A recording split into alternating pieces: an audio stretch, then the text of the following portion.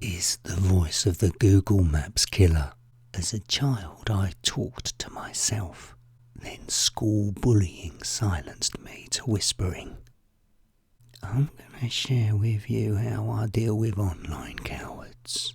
So recently there were just 4 people who were hiding in front of their screens, spitting out unnecessary, spiteful comments. So I politely asked for an apology and for them to remove their comments. And I even suggested that jealousy can mess up your insides, making them twisted and bitter, and it's not a healthy state of mind to have. The poisonous responses that all 4 of them did were so appalling. I was professional and reasonable.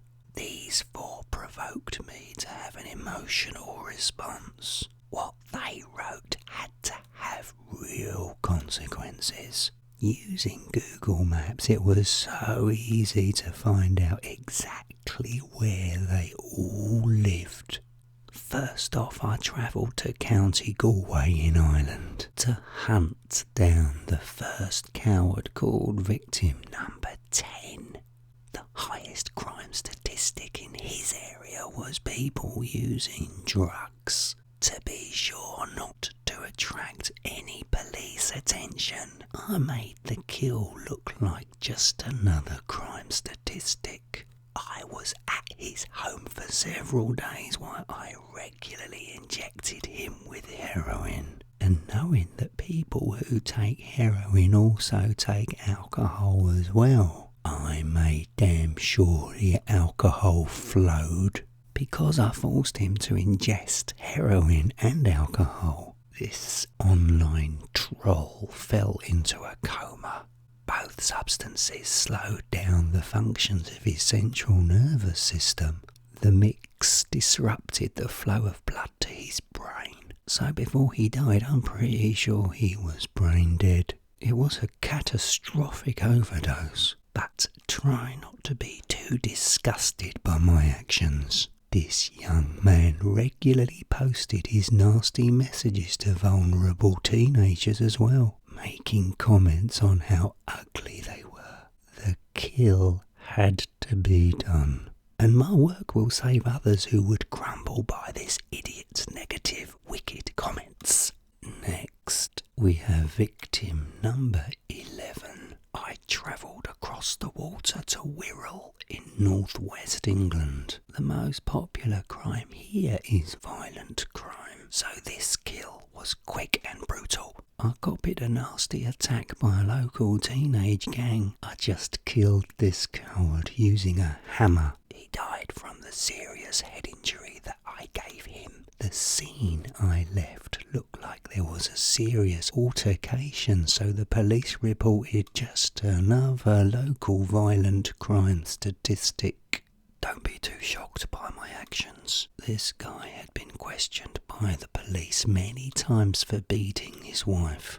She's gonna be safe now. She'll be able to start over with her new life. On to victim number 12.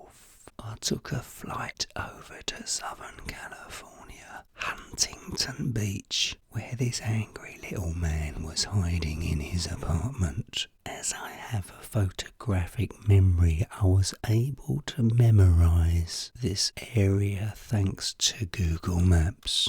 My online research indicated most crimes in Huntington Beach take place on a Saturday night, so as theft had the highest crime rate. I broke into his home on Saturday evening just before 11 p.m. I saw he was sat in front of his computer. I decided to repeatedly smash his head into the screen of his Apple desktop. His wife would not stop screaming at me. I politely suggested she take a deep breath and be a survivor. And you know what? She was smart. She shut up and allowed me to finish the punishment in silence. What was so strange, when this coward stopped breathing, his wife looked at me before I left the apartment, and the look in her eyes said thank you to me. She was a pretty little thing. I didn't stay to get to know her. I had victim number 13 to correct. My final stop was Sacramento. The little coward living here was under 18. I have standards, you know, so I gently explained to him why I was in his home. And I was prepared to give him just one more chance to apologise, but he would not listen. He wouldn't stop crying for his mum. So I got Mum and Daddy. I secured his parents so they were unable to talk or move. And when everyone got tired and calmed down, I took the teenager and returned him into his mother's womb while his father watched. Parents need to take responsibility when they have children. I won't go into too much detail, but yeah, it was really horrible. The smell was so bad, and I was irritated at myself for forgetting to bring an air freshener. Don't be so shocked at what I did. Trust me, this kid was vile. I found out he would torture dogs and cats, which is a common early experience that most serial killers have. So I've possibly saved innocent lives in the future. Now I've completed correcting 4 online trolls. It's time I visited one of you. Yeah, you listening now. Am I about to knock on the window of your home, Kim? Or your home, Dave? Or even you, Bleeding Bitsy? What about you, Billy Crash? Hello, Greg Palco, I'm watching you. I wonder who will it be? Perhaps it'll be you, Tracy. Or I might be outside your home, Roy. Look out of your window right now. Can you see me? Do you see? Because I can see you. It's so weird looking at you while you're listening to me. Maybe I'm in Scotland outside your home, Amanda. One of you is about to get the shock of your life. Is it gonna be you, all mad around here?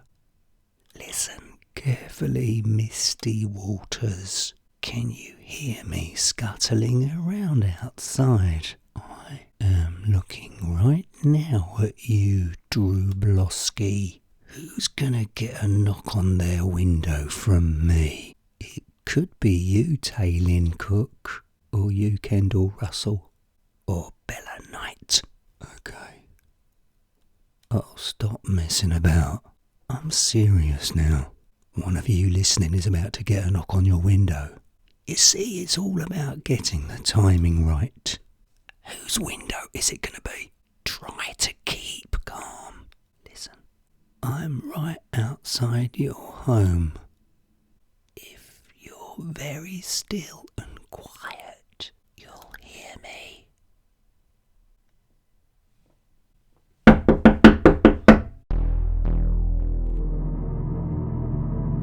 Slam your finger down on that subscribe button